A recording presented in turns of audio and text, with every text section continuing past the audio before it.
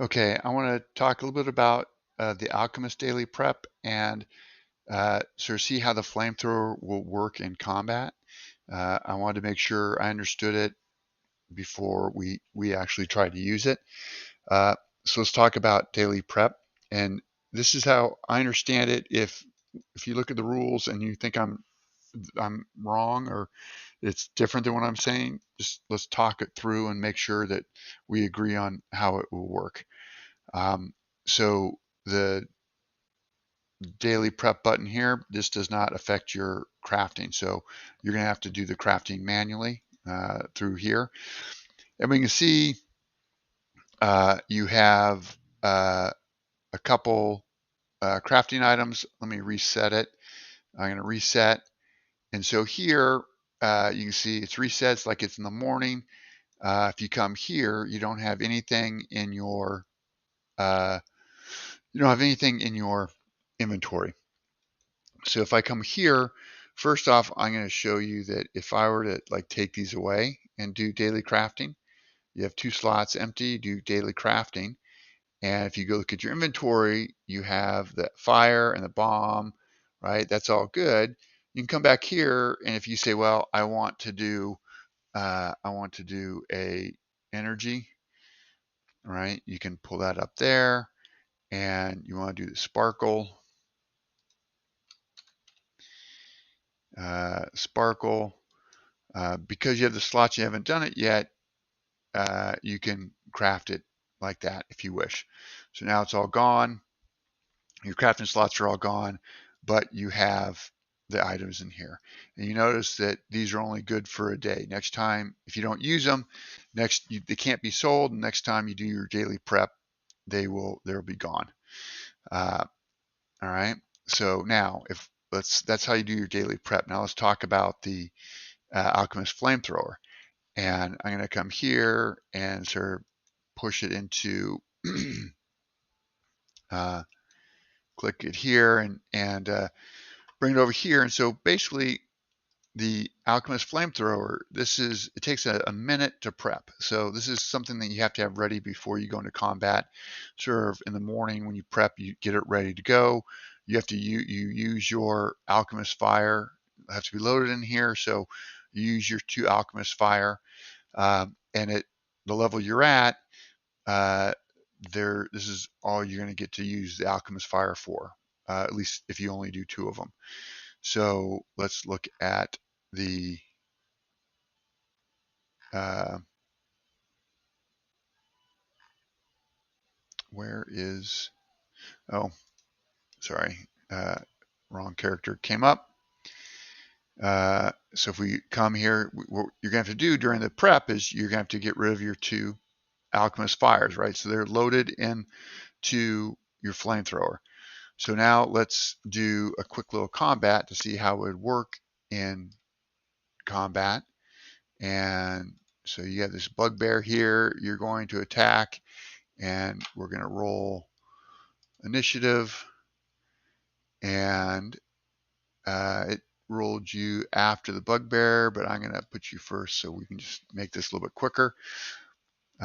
Begin combat. All right.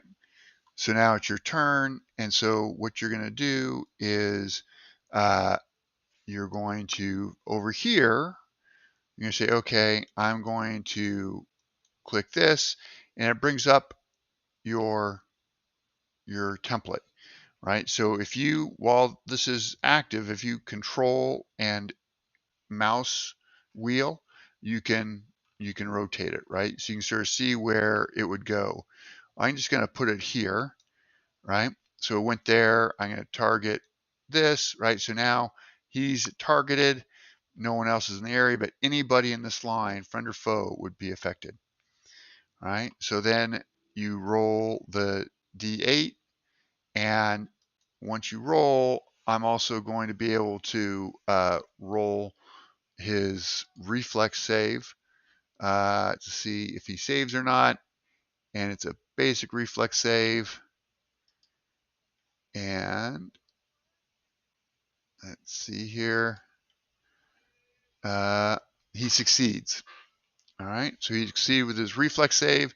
Wasn't a critical success, but a success. So success on a basic save is half.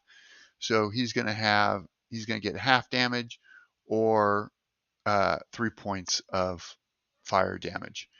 And um, the okay, he also gets 2 persistent fire damage. Uh, so I need to make sure that that gets added to him.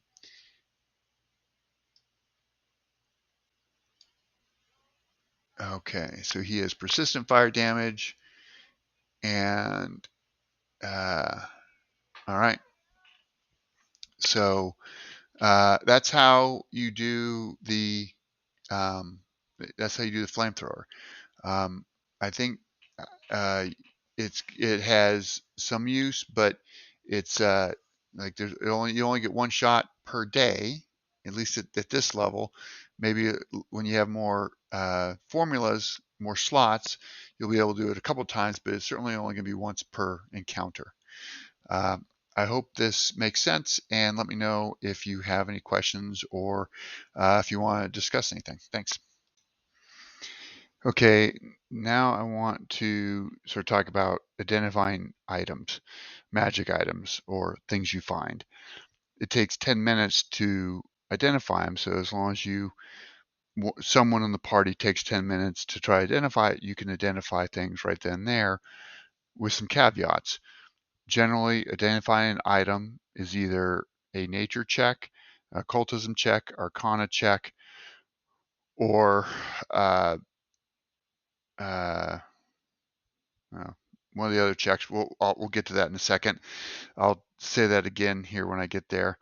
But basically, you need to sometimes items like are only arcana or only nature.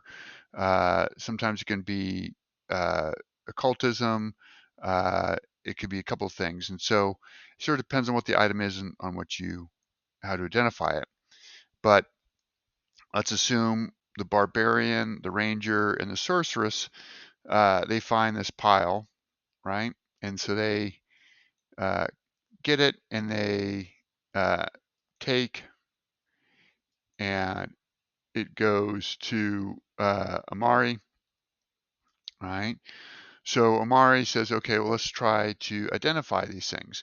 And so what I will do then is I will say, okay, let's try to identify this spear, and I will pop this up in chat, and it's Arcana, Nature, Occultism, or Religion, right? You can use any one of these four to look to find it.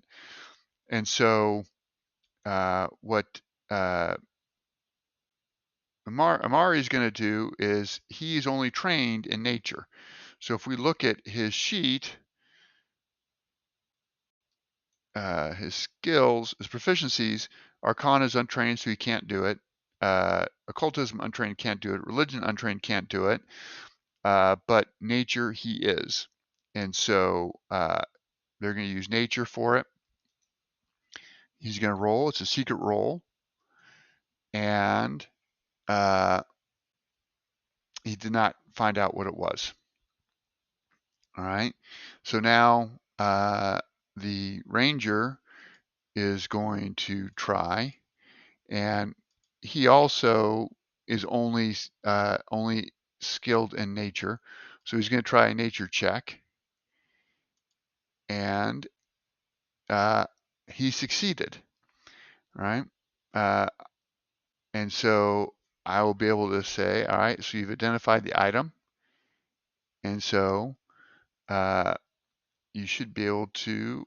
Oh, now he's identified the item. So now if you look at his inventory, it's a Granny's hedge trimmer, and it is a 1d4 slashing damage. Uh, resembles a polearm. Maroon blades attached to the end of a pole. Uses a simple weapon in the polearm group and it deals 1d4 slashing damage. If we look in here and go to details, um, It's 1d4. There is no potency rune or striking rune. It's not made from precious metal, so it's really not a super fantastic item. All right. We had a potion. We want to try to figure out what that potion is. So we're going to identify that potion, or try to anyway. And I'm going to put that up here. I'm going to post the skill checks. And once again, they'll have nature, but the sorceress, she has, well, you can't see it, but she's a master in Arcana. And so she is going to she's going to try to do it with Arcana, and it's going to roll. She gets +1 for intelligence, +3 because she's a master in Arcana, and she has a staff of evocation that gives her another +2. So she has a +16 to roll, and she succeeded. And she identifies the item, and this is uh,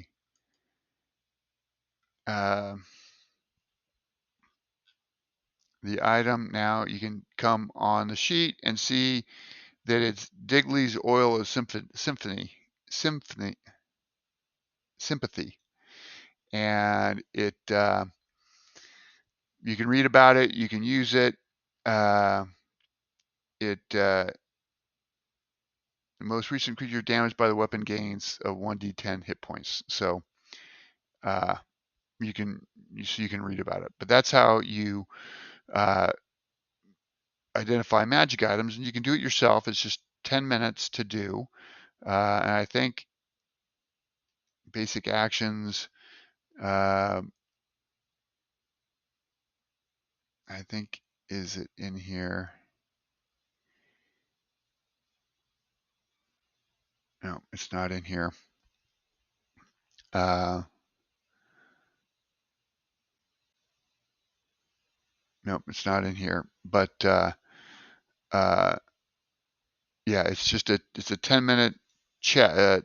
Just takes 10 minutes to investigate, and it's one of either Arcana, Nature, Religion, or Occultism.